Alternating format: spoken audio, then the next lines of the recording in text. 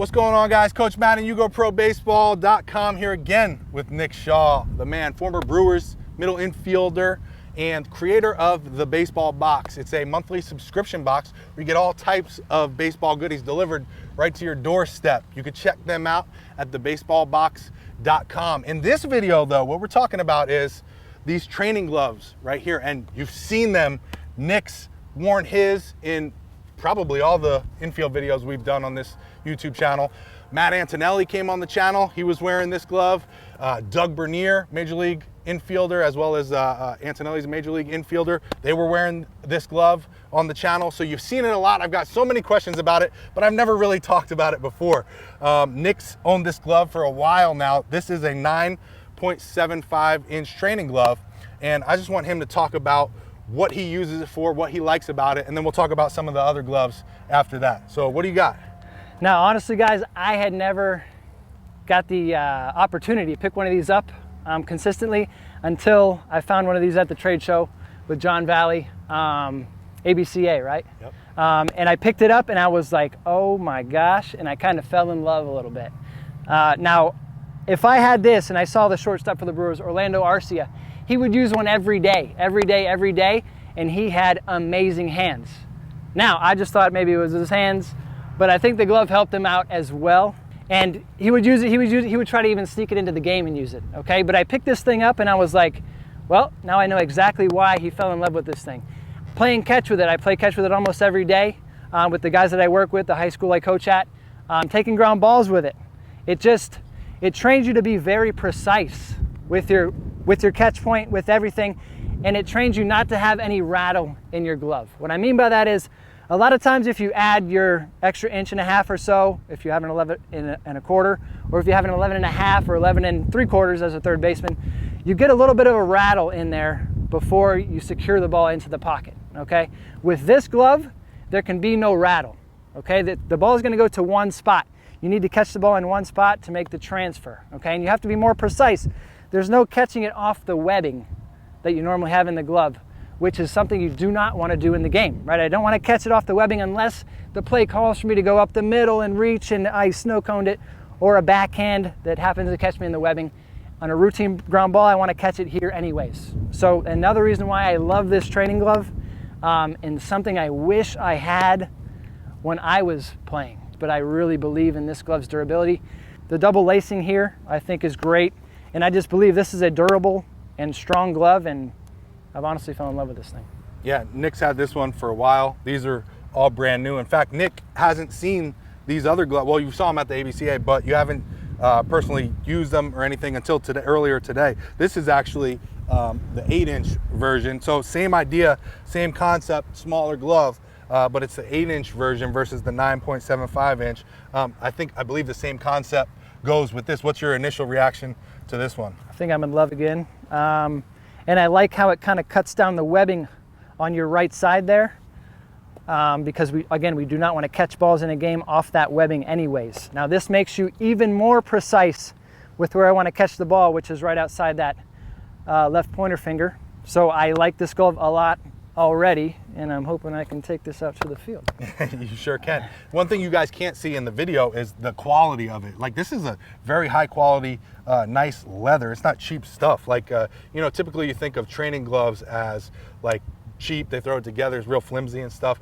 But this is, these gloves are very, very durable. The other thing I like about the 8 inches for like a guy who doesn't get down all the way on ground balls. You know, you got that guy who's like this, you know, you have to get all the way down here and out in front if you want to make a play with this 8-inch glove. So really great. You can progress it too if you got the 9.75 and then the 8-inch, you know, obviously starting with this or vice versa, and then moving all the way up to your regular glove. Yeah. Now this personally is my favorite, the Pancake glove. I'm sure you guys have seen Pancake gloves before. This is actually ambidextrous. So it could be for a right-handed thrower or a left-handed thrower. It fits both.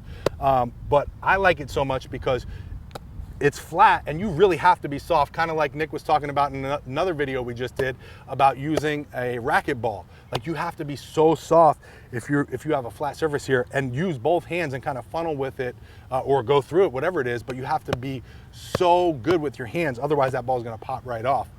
with the Pancake glove. What's your thoughts on the Pancake glove? Thoughts on this are great. Obviously, now I see this being very usable on double play turns, right? A lot of guys will get space in between their hands when they're turning two, where the exchange should be here, boom. All right, I see it a lot being very useful as a shortstop or a second baseman turning double plays with this thing. And also, a couple guys I see recently have space in between their hands when they're fielding a ground ball, so it turns into a catch and a flip. Now with this Pancake, a catch and a flip is not going to work, okay? So it brings guys like that, it brings their hands together and makes their exchange happen right at contact point of when I catch the ball. There was a Barry Larkin used to train D. Gordon. I'm sure he still does train D. Gordon, Major League middle infielder. And they used to come by the facility that I used to work in Orlando. And I saw a great drill that they were doing. Barry was having D and his other guys actually do one-handed with the Pancake glove, which I never saw before, because typically you want to work two hands with it. But he was having them first straight on. So if my thrower is right there with you, he would have them straight on and popping it up. The theory behind that, at least what I assume, I never talked to him about it, but the theory behind that is you have to create a good angle in your glove to field it. Otherwise, if you're too flat, that ball's not popping up to you. If you're too down like this, that ball's not popping up to you. So it's creating a good angle, and you're just working on, boom, popping it up, right? And it kind of gives you that little bit of feel through the ball as you're popping it up.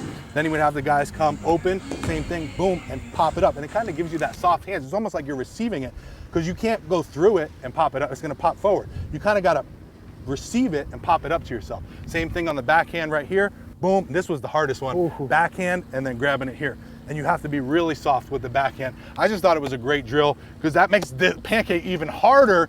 You know, it's hard enough using it with two hands, but when you're doing it with one hand and popping it up, it's a great drill as well. Obviously, Barry Larkin, one of the best fielders ever, possibly the best ever. I got to see him take ground balls one time at a camp, hit one of his camps. I was working as an instructor, and oh my God, this was when he was retired, and he looked amazing at fielding the balls and turning double. It's something that we'll never forget.